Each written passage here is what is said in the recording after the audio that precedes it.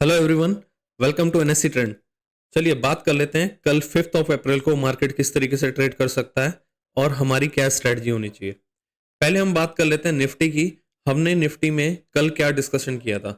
हमने निफ्टी में डिस्कशन किया था अगर मार्केट फ्लैट या फिर गैप अप ओपन होता है हम कॉल वाली साइड ही कोशिश करेंगे और 620 के टारगेट के लिए ट्रेड करेंगे, ठीक है।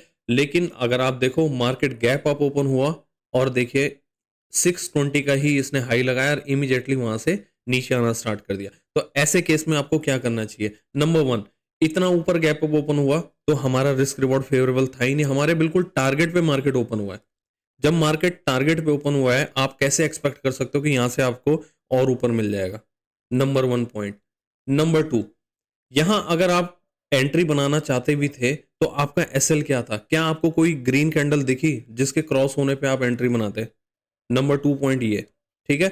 और नंबर 3 पॉइंट, जब भी मार्केट इतना ज्यादा गैप अप ओपन हो जाता है तो कभी भी आपको इमीडिएटली कोई भी ट्रेड में एंट्री नहीं करनी होती है, वेट करना होता है जब तक कोई प्राइस एक्शन ना बन जाए, या फिर अगर आप डेटा कंसीडर करते हो तो डेटा को देख के जब आपको कोई ट्रेंड दिखता है तो आप ट्रेड करिए। तो आज का ये जो गैप अप ओपन हुआ इससे आपको ये सीख मिलती है।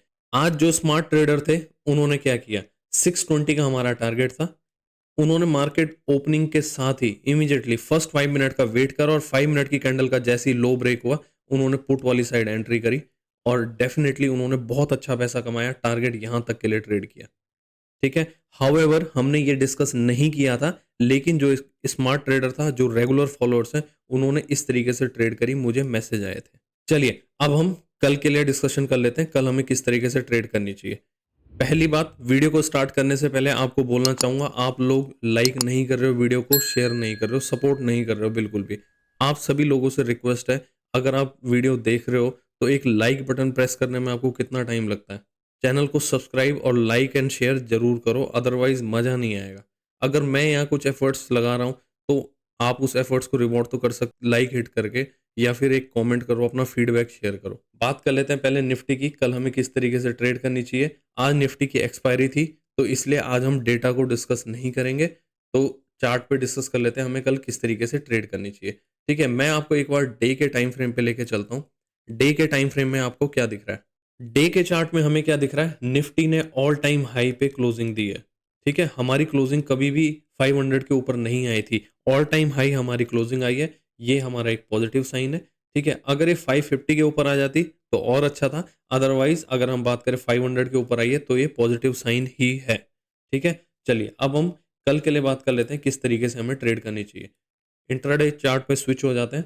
इंट्राडे चार्ट के अकॉर्डिंग अगर कल मार्केट खुलता है फ्लैट, ठीक है, फ्लैट ओपन होने के बाद जैसे ही इसको ब्रेक करेगा डेफिनेटली मैं कॉल वाली साइड एंट्री बनाने की कोशिश करूंगा, या फिर अगर आप ज़्यादा एग्रेसिव हो रहे हैं तो आप इसके ऊपर निकलने पे भी एंट्री बना सकते हैं। एसएल आपका इस जोन का रहेगा, बस सीधी बात है। अगर आपका रिस्क रिवॉर्ड फेवरेबल है तो आप ट्रेड करिए, अदरवाइज छोड़ दीजिए। Number one. नंबर टू, अगर कल मार्केट गैप अप ओपन होता है, गैप अप कहाँ ओपन होता है, इसके ऊपर गैप अप ओपन होता है, ये है आपका 590 के आसपास का एरिया, ठीक है, 590 600 के ऊपर आसपास का एरिया।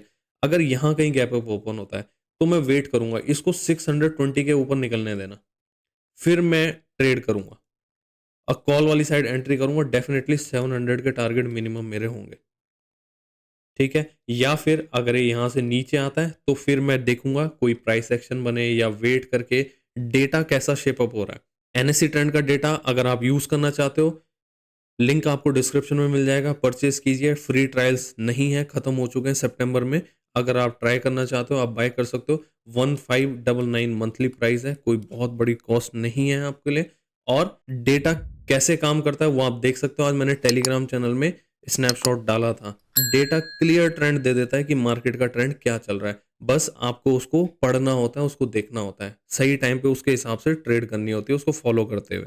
नेक्स्ट केस, अगर कल मार्केट गैप डाउन ओपन हो जाता है तो गैप डाउन वाला केस हमारे लिए फिर गड़बड़ हो जाएगा। क्यों गड़बड़ हो जाएगा, अगर आप देखो 500 वाले ये जो आज इन्होंने पुट राइटिंग करी है तो ये कहीं ना कहीं अगर इसके नीचे गैप डाउन ओपन हो जाता है तो मैं पुट वाली साइड एंट्री बना सकता हूं क्या। आंसर रहेगा सिर्फ और सिर्फ जो रिस्की हैं, बहुत ही ज्यादा रिस्की प्लेयर्स हैं उनके लिए, अदरवाइज मार्केट पॉजिटिव चल रहा है, मार्केट गैप डाउन खुल रहा है, रिकवर कर जा रहा। आज मार्केट ऊपर खुला, ऊपर भी सस्टेन नहीं हो पाया। उसका रीजन तो ये था बहुत ज्यादा ऊपर खुल गया था। और नंबर 2, आज निफ्टी की एक्सपायरी थी, तो एक्सपायरी का प्रेशर अपने आप में बहुत होता है, इसलिए ये ऊपर सस्टेन नहीं कर पाया और जरूरत से ज्यादा गैप अप ओपन हो गया था, इसलिए ये सस्टेन नहीं कर। अब अगर कल मार्केट यहाँ गैप डाउन ओपन हो जाता तो इस वाले केस में क्या हो जाएगा, हम फंस जाएंगे मतलब एक क्लियर ट्रेंड नहीं मिलेगा। हो सकता है ये कल इस जोन में फंस जाए, या फिर हो सकता है ये यहाँ कहीं नीचे आए और नीचे आके यहाँ से फिर रिकवर कर जाए। तो इसलिए इस वाले जोन में हम बहुत सोच समझ के ट्रेड करेंगे। तो सोच समझ के ट्रेड करने का मतलब पहली चीज तो अपनी क्वांटिटी को कम कर लेंगे, नंबर 1। नंबर 2, उसके बाद आप देखना, अगर यहाँ से आप पुट वाली साइड एंट्री बनाते हो तो ये आपका एसएल होना चाहिए स्ट्रिक्ट। इसके ऊपर निकलेगा, पुट में से निकल जाना। अदरवाइज अगर यहाँ से नीचे चलना स्टार्ट करता है तो यहाँ तक के लिए ट्रेड करना, यहाँ निकल जाना। ठीक है, सेफ साइड सिंपल रखेंगे। हाँ, अगर ये इसको ब्रेक करके ऊपर निकलता है तो इस वाले केस में फिर काफी बुलिश हो जाएंगे। आने वाले टाइम में 23,000 तक के टारगेट आपके हो सकते हैं आने वाले टाइम। चलिए अब हम बैंक निफ्टी की बात कर लेते हैं। बैंक निफ्टी को पहले डे के चार्ट में चलते हैं। डे के चार्ट में मुझे क्या दिख रहा है, ये आपका बैंक निफ्टी का डेली टाइम फ्रेम पे चार्ट देख रहे हैं। ठीक है, आप देखिए ये एक ट्रेंड लाइन आ रही थी, इस ट्रेंड लाइन का ब्रेकआउट करके हम ऊपर क्लोज हो चुके हैं, जो कि हमारा पॉजिटिव साइन है, नंबर 1। नंबर 2, अगर आप ध्यान से देखो, ये एक पैटर्न बनाने की कोशिश कर रहा है, कप एंड हैंडल। ठीक है, तो इसका ब्रेकआउट इस पॉइंट के ऊपर आएगा। ठीक है, अगर इसके ऊपर चलेगा तो आपका ये पैटर्न एक्टिवेट हो जाएगा। इसके अकॉर्डिंग पहला टारगेट मेरा ये हो जाएगा, इतनी जो लेंथ है, और सेकंड ये टारगेट। तो आने वाले टाइम में हम इस टारगेट के लिए ट्रेड करेंगे अगर ये पैटर्न एक्टिवेट होता है तो। चलिए अब हम इंट्राडे टाइम फ्रेम पे चलते हैं और वहां देख लेते हैं हमें कल किस तरीके से ट्रेड करनी चाहिए। पहले हम एक बार एनएससी ट्रेंड का डेटा देख लेते हैं, बैंक निफ्टी का डेटा हमें क्या बोल रहा है। बैंक निफ्टी का डेटा मुझे बता रहा है 48,000 पे, आप देख सकते हो maximum call and put same level पे है। ठीक है, ये आपका रेजिस्टेंस 1 ये है, R1 मैक्सिमम, और ये आपका S1, दोनों इसी लेवल पे। अगर कल मार्केट 48,100 के ऊपर निकलना स्टार्ट करता है तो हमारे पास 48,500 का क्लियर लेवल दिख रहा है, विजिबल है।